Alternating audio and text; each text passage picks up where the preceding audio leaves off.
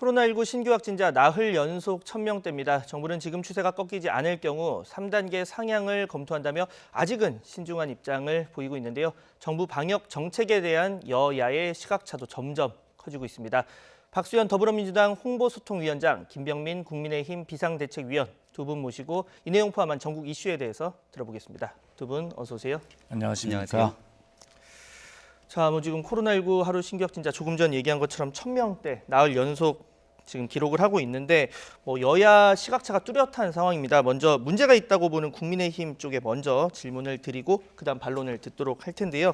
자, 지금 정부 방역 대책 여러 가지가 있을 텐데 뭐가 가장 문제라는 겁니까? 일단은 전문가분들과 방역 당국에서 열심히 노력하고 있는 분들이 분명히 계십니다. 네. 하지만 정부에서 이 정치적인 대응이라든지 뭔가 지금 있는 응급 상황 속에서 충분한 대응이 미진했다라고 볼 수 있는 지점들이 분명히 존재합니다. 가장 대표적으로 11월 달부터 이미 방역 당국에서는 이런 추세가 지속된다면 하루 일 확진자가 1000명이 넘어설 것이라는 경고를 한 바가 있습니다. 그렇다면 그 순간부터라도 사실 앞으로 발생하게 되는 모든 응급 의료 체계에 대한 총체적 정비 과정에 나서야 되는데 지금 우리가 보고 있는 상황처럼 이 중증 환자에 대한 병실을 제대로 확보하지 못하면서 사망하게 된 국민들까지 나타나고 있는 현실입니다. 이런 측면에서 늦었지만 지금이라도 모든 역량들을 좀 강화해야 된다는 측면을 말씀드리고 싶고요. 두 번째로 지금 당장 시급하면서도 현 정부에 가장 강력하게 문제를 제기할 수밖에 없는 건 바로 백신에 관련된 문제입니다. 이 전 세계의 수많은 국가들이 백신을 충분히 확보하고 백신에 대한 투입이 진행되고 있는 과정 속에서 대한민국 정부가 지금 국민께 약속하고 있었던 백신 공급에 관한 문제는 충분하지 못하며 또 지금까지 얘기했던 과정들 4,400만 명분을 확보했다는 얘기마저도 국민들에게 솔직하게 있는 그대로 전달이 잘 되지 않고 있습니다. 따라서 이 백신에 관련된 문제 속에서 과연 내년 어느 시점에서 우리 국민들께 충분한 양의 백신들이 공급될 수 있을 것인지 여기에 대한 총체적인 노력을 기울여야 되는데 아무래도 이 부분에 대한 미진했던 정부의 방역 태도에 대해서 문제를 제기하지 않을 수 없다 이렇게 말씀드릴 수 있습니다. 두 가지를 얘기해 주셨어요. 하나는 시그널이 있었는데도 이 병실 부족 사태를 사실상 야기했다. 그리고 백신 공급 너무 늦다. 이 두 가지 부분인데 좀 어떻게 반론을 하시겠습니까? 예, 어쨌든 정부의 그 방역 실패라고 표현을 합니다만 방역을 더 잘하라 이런 부분을 구체적으로 지적해 주시는 야당의 충고라고 생각하고 고맙게 생각합니다. 야당이야 그래도 문재인 정부의 이 K 방역이라고 하는 업적을 어떻게 해서든지 좀 흠집을 좀 내려는 그런 의지는 당연히 야당이니까 있겠지만 여기에 정쟁이 있어서는 안 됩니다. 국민의 생명, 안전 이 정말 국난의 시기에 여야가 어디 있습니까? 그래서 너무 과한 비판은 좀 안 했으면 좋겠다. 오히려 그것은 이 신뢰나 심정 이런 것들이 국민에게 미치는 영향이 굉장히 큰데 야당의 과한 공격은 자칫 국민에게 불안감을 조성할 그런 요소가 있다는 사실도 야당이 좀 명심을 했으면 좋겠습니다. 그리고 지금 이제 이 K-방역이 성공했다 할 때 야당의 표현은 정부가 한 게 뭐 있냐? 다 국민 덕분이다. 이렇게 말씀하셨어요. 감사하게 생각하고 동의합니다. 다 국민 덕분이고 의료진 덕분이고 참여해준 그런 어떤 사회적 연대의 결과 아니겠습니까? 그런데 지금 이제 1000명이 좀 넘어가니까 정부가 실패했다고 정부를 공격해요. 예. 그런데 세계적 상황을 한번 보십시다. 하루 확진자가 하루에 70만 명이 넘고 있습니다. 네. 그리고 미국도 20만 명이 넘고 있고 유럽에서 가장 방역을 잘했다고 하는 독일도 이를 확진자가 2만 명이 훨씬 넘고 있고 이웃나라 일본도 3천 명이 넘어가고 있지 않습니까? 바로 이런 계절적 요인에 대해서 아까 김병민 위원도 말씀하셨지만 충분히 예상하고 있었고 방역 당국은 정부입니다. 방역 당국이 그렇게 이야기했는데 정부가 이것을 안 들었다는 것은 말이 안 되고 어쨌든 이 문제에 대해서 충분하게 정부도 경제와 방역이라고 하는 이 두 마리 토끼를 다 잡기 위해서 정말 진지하고 전문가 의견을 최우선으로 듣지만 정부는 또 그것만을 가지고 판단할 수 없는 노릇 아니겠습니까? 그렇기 때문에 야당의 비판은 고맙게 듣지만 야당이 너무 과한 비판은 국민에게 오히려 불안감을 조성하고 이 방역에 걸림돌이 될 수 있다라고 하는 또 말씀도 아울러 부탁을 드리고 싶습니다. 지금 정부의 이 방역 불감증이다 그리고 정쟁이다 이런 두 가지 의견이 대립을 하고 있는 상황인데 자, 이 두 가지를 띄워놓고 볼게요. 그러니까 의료 부족 문제 말고 이제 백신 이렇게 두 가지를 좀 띄워놓고 보면 자, 김 의원님 하나 여쭤보면 방금 얘기하신 것 중에 그런 게 있었어요. 지금 미국 같은 경우는 누적 확진자가 1,700만 명을 넘겼고 영국도 하루 2만 명 넘게 나오고 있습니다. 뭐 가까운 일본도 2,000명 넘게 나오고 이런 나라들이 백신을 좀 조기에 확보를 했고 접종을 하고 있는데 그 나라와 우리나라 상황은 좀 다른 것 아니냐. 그리고 또 부작용 상황도 봐야 한다. 라는 의견이 내년 2, 3월 이후에 백신을 접종하더라도 좀 괜찮지 않느냐라는 의견의 하나의 근거입니다. 어떻게 보십니까? 이게 바로 지금 야당이 정부가 백신 확보에 대해서 미진하게 나섰던 지난 기간을 비판하게 되는 주요한 요소로 볼 수 있는데요. 정부에서도 얘기하고 있는 것처럼 해외에서 굉장히 많은 확진자가 나오고 있는 사례들과 대한민국의 현재 확진 상황 속에서의 관계는 조금 다르게 나타날 수 있다고 판단하는 것 같습니다. 그런 측면에서 해외 유수의 국가들이 백신 확보에 적극적으로 나서는 데 비해서 대한민국이 조금 더 뒤늦게 움직이면서 주춤했던 것은 아닌가라는 생각을 지우기가 어려운 것이죠. 백신 확보는 이후에 접종 여부와는 관계없이 일단 국민의 생명과 안전을 위해서 할 수 있는 모든 노력들을 경주하는 상태에서의 공격적인 백신 확보가 중요합니다. 내년에 대해서 내년 초에 전 세계에 있는 국가들 중에 상당국이 백신을 확보한 상태에서 백신 접종이 이뤄지고 나면 백신을 맞고 있는 국가들과 백신을 접종하지 않는 국가들 간의 관계, 그 사이의 틈은 굉장히 많이 벌어질 수밖에 없을 겁니다.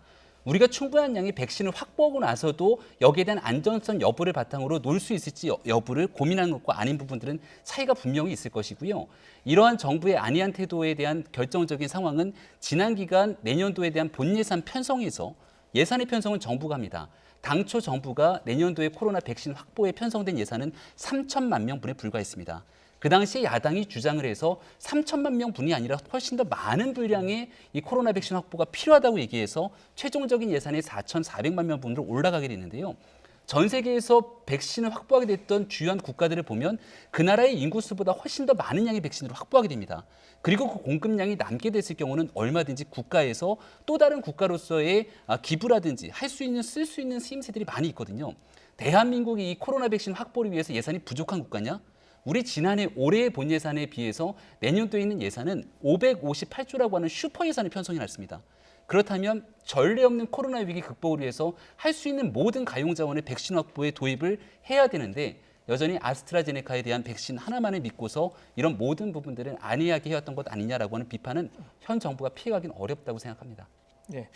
지금 뭐 백신 확보 관련 아쉬움을 얘기를 해주시고 있는데 이런 가운데 이 백신 관련 음모론이 정치권에서도 뭐 일부 언급이 되고 있습니다. 먼저 어떤 얘기가 나왔는지 발언부터 들어보시죠. 지금도 코로나 백신이나 지원금 스케줄을 내년 재보선에 맞췄다는 소문이 들고 있는데 이것은 사실이 아니길 갖다 바랍니다. 12월 현재 해결된 것은 단 하나도 없습니다. 이쯤 되면 우리가 자랑하던 K-방역이 신기루가 아니었는가 싶습니다. 더 이상 정부가 정치적으로 접근할 것이 아니라 모든 수단을 동원해서 국민 생존권 수호에 나서주기를 갖다 바랍니다. 아주 해괴한 발언입니다. 저급한 음모론입니다. 제1야당 대표가 가짜 뉴스와 또 아니면 말고식 주장을 조합한 음모론에 기대어 정부를 흔들어대는 행태가 참으로 개탄스럽습니다. 야당이 백신 음모론을 퍼뜨리는 것은 방역을 방해하고 국민의 생명을 위험에 빠뜨릴 뿐이라는 말씀을 다시 한번 드립니다.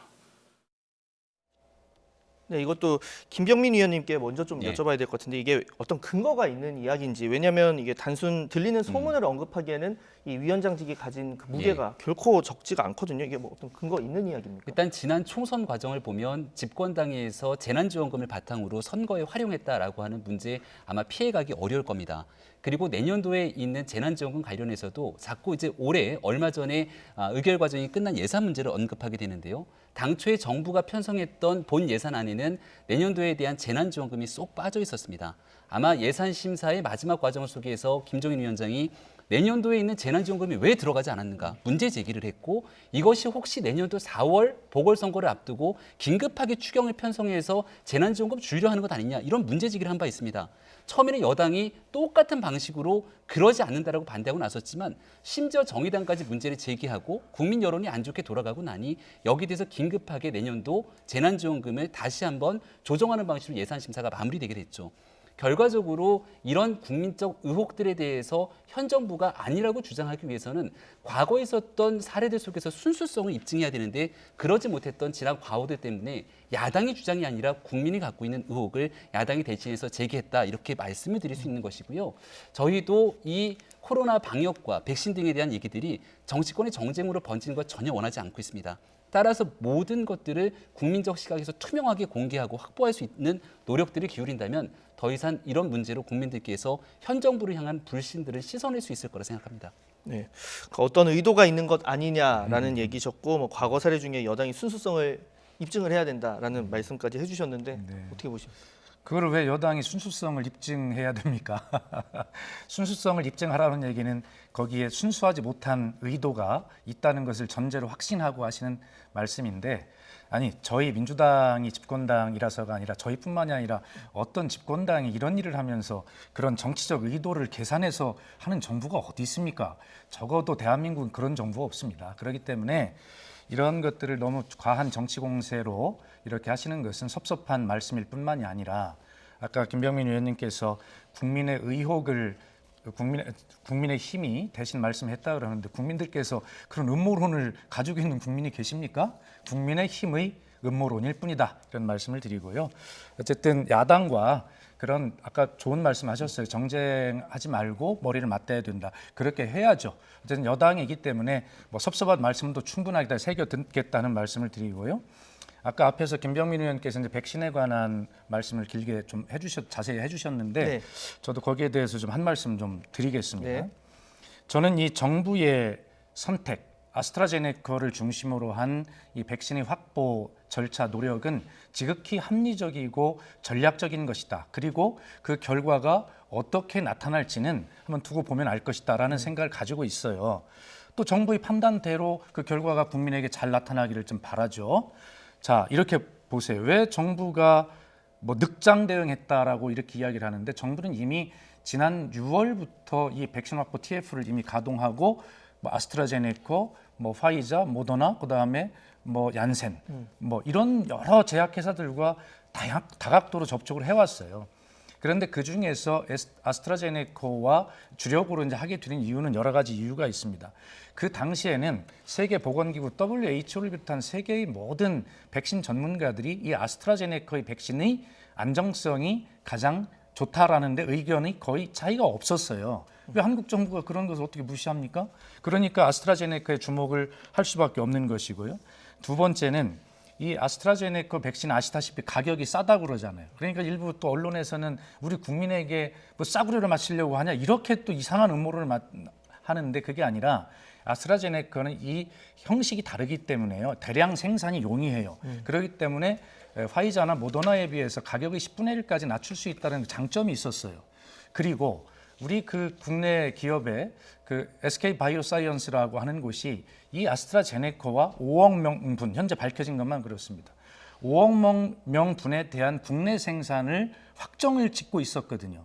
그렇기 때문에 그 중에서 우리 국내에서 생산하는 거니까 1억 명분만 우리 국내용으로 돌릴 수 있다면 다른 백신에 의존하지 않고도 이것만 가지고도 우리 전 국민을 다 맞추고도 한참 남는 그런 백신이었어요. 이런 상황 속에서 어떻게, 또 그 당시에 보면 임상 시험의 결과가 아스트라제네카가 굉장히 안정적으로 나오고 있는 상황이었거든요. 이러기 때문에 정부는 아스트라제네카에 그렇게 집중하는 전략을 쓴 것이 합리적이고 당연하다, 이런 말씀을 드리고, 지금 미국의 화이자나 모더나, 김병민 의원과 한번 잘 우리 함께 확인해 봐야 돼요. 뭐냐면 미국이 지금 화이자나 모더나가 약속대로 그 공급 속도를 맞추지 못하는 상황이 지금 벌어지고 있거든요. 네. 그럴 때 미국이 연내 2천만 명분을 맞추려고 하는데 그것이 지금 안 될 것 같다는 거예요. 그렇다면 지금 세계 무슨 30개국 어쩌고 하는데 이런 나라들이 과연 내년 상반기에 맞출 수 있겠냐라고 하는 지금 위험의 경고가 지금 막 나오기 시작하고, 미국 정부도 굉장히 지금 당황하고 있는 상황이거든요.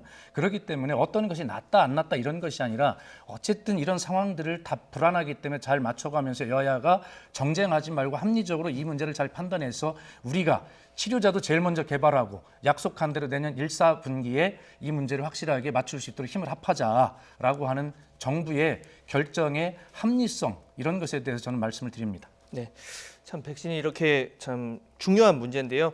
지금 잠시 또 주제를 좀 바꿔서 이번엔 이 이야기를 해보겠습니다. 임대료 멈춤법. 이게 여당에서 지금 언급이 된 건데 어떤 내용입니까? 예, 그거를 좀 분리를 해봐야 되는데요. 우선 그 대통령께서 정말 뼈가 아프다 이렇게 말씀하셨잖아요. 지금 제가 가지고 있는 통계도 이 소상공인들 중에요. 보면 그 PC방 이런 곳의 폐업률, 네. 폐업률이 얼마냐면 무려 한 40% 전후가 돼요. 노래방도 그렇고요. 이렇게 폐업률이 이렇게 나오는 상황 속에서 가장 중요한 것은 사실은 그 임대료의 문제 부담이 크지 않습니까? 그동안에 임대인들께서 착한 임대인 운동 이런 것들을 통해서 스스로 이런 것들에 동참해 주시고 부담을 덜어주신 아름다운 노력을 해주셨는데 네. 이제는 이것이 워낙 또 심각한 상황이 되기 때문에 대통령과 정부의 걱정은 이것을 좀 구조적으로 그 착한 어떤 운동에만 맡길 것이 아니라 어떤 뒷받침이 돼야 되겠다 이런 이제 의견을 대통령이 말씀하셨는데 네. 민주당에서 이용호 의원이 발의한 그 법은 그것과는 별개로 네. 당론으로 발의된 게 아니라 개인의 한 의견으로 발의가 된 것이기 때문에 거기서 야당과 언론에 지적하는 많은 문제들이 있으니 이제 대통령께서는 여야 간의 정치권에서 이 문제를 가지고 어떻게 하면 서로 정부가 어떻게 보존할 것인가, 임대인과 임차는 어느 정도 수준에 할 것인가 이런 문제들을 지금부터 머리를 맞대고 논의해서 사회적 합의를 해달라 이런 대통령의 제안인 것입니다. 예. 그러니까 지금 당론은 아니고 이동주 의원이 발의한 거는 이제 의원의 이제 개인 그렇습니다. 의견으로 네. 발의를 한 건데 네. 이게 보면 집합 금지 조치 때는 임대인이 임대료 받지 않고 네. 그렇죠 월세 받지 않고 집합 제한 조치 때는 절반 이하. 절반만 이렇게 하도록 얘기를 돼 하니까 있죠. 네. 너무 개인 간의 이 거래에 대해서 뭐 그렇습니다. 개입을 하는 게 아니냐 또 임대인은 어떻게 하느냐 뭐 이런 얘기들이 나오는데 그러니까 그게 더불어민주당과 정부 대통령의 이 말씀을 하시자 발의된 그 법이 아니다. 네. 개인이 미리 발의한 법이기 때문에 지금부터 야당과 함께 이 문제를 함께 논의해보자는 뜻입니다. 사실 뭐 저희가 네. 정쟁을 하자고 지금 모인 게 아니니까 대안이 중요할 텐데 뭐 코로나 때문에 문 닫고 손님 없고 월세는 계속 나가고 이런 자영업자분들 힘들고 도와주자는 취지에 대해서는 야당도 100% 공감을 할 것 같습니다. 그러면 방법 두고 좀 어떤 대안이 있을까요? 지금 국민의힘에서? 지금 우리가 조금 뒤에 사회적 거리두기 3단계가 격상될지 모르는 위기 상황 속에 와 있습니다. 그렇기 때문에 이 문제는 조금 더 진지하고 심사숙고해서 같이 논의하고 결정을 해야 된다 생각하는데요. 우리가 지난 기간 추가 경정 예산을 통해서 많은 재난지원금을 지급했습니다. 코로나19가 대한민국에서 확산되기 시작했던 게 올해 2월 달이니까 1년 가까운 시간이 지났죠. 그럼 그 기간 동안 여러 차례에 걸쳐서 사회적 거리두기가 격상되고 정부의 격상 조치에 따라서 영업하지 못하게 되는 자영업자와 소상공인들이 발생하게 됩니다.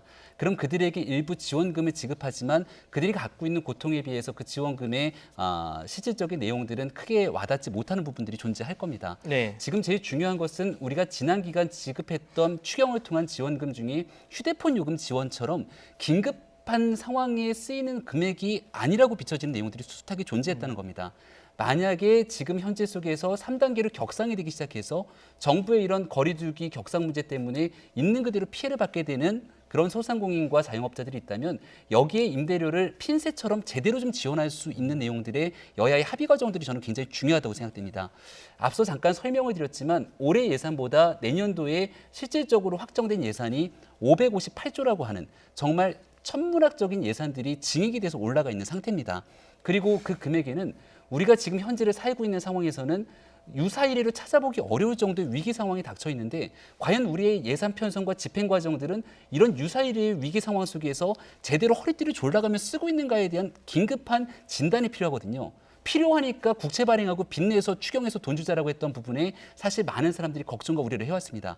지금 상황에서는 예비비를 쓰든 재난지원금을 쓰든 정부에서 우리 국민들에게 소중한 혈세이기 때문에 그 내용을 충분히 아껴서 정부의 조치 때문에 피해를 받게 되는 자영업자들에게 있는 그대로 지원할 수 있도록 도움을 주는 것이 지금 여야가 머리를 맞대야 되는 제일 중요한 지점이라고 봅니다. 그래서 제가 한 가지를 좀 제안을 드리면 사실 이런 문제들이 얼마나 시급하고 또 정말 시적절해야 중요하죠. 되는 문제잖아요. 그래서 이 문제를 여당이나 정부가 안을 내고 또 야당이 왜 이렇게 했냐고 반대하고 이런 과정을 거치지 말고 긴급하고 시적절해야 되기 때문에 이 문제는 여당, 야당 그리고 정부 이렇게 3자가 모여서 처음부터 TF를 만들어 가지고 처음부터 논의를 함께 시작하면 서로 제안하고 반대하고 시간 낭비하고 정쟁하고 이럴 일이 없잖아요. 그래서 우리 김병민 의원께서 국민의힘의 제1야당의 비상대책위원이시라는 또 막강한 자리에 계시니까 그런 거를 좀 함께 제안을 해주셔서 그렇게 좀 이끌어 주시면 또 여당도 충분하게 거기에 동의하면 좋겠다는 제안을 좀 한번 드리고 싶습니다. 네. 뭐 여야정 함께 TF, 이제 민생 관련 TF를 그렇습니다. 만들어서 예. 코로나 관련 정말 어려운 분들 돕는데 시간을 최소화하자라는 그렇습니다. 얘기를 해주셨고, 네. 앞으로 좀 상황을 지켜보도록 하겠습니다. 자, 다음으로 넘어가서 공수처장 관련 내용 좀 보겠습니다. 공수처장 최종 후보를 2명으로 이제 압축하는 작업을 진행 중인데, 자, 지금 국민의힘의 추천위원이 사퇴를 했습니다. 사퇴했으니까 다 채워지고 하자, 이게 국민의힘 쪽 의견이었고, 정족수는 맞춰졌으니 그대로 진행을 하자, 이게 민주당 의견이었는데, 추미애 법무부 장관이 이 과정에서 열흘 정도 시간을 더 갖자라고 중재를 했다고 지금 뭐 전해지고 있습니다.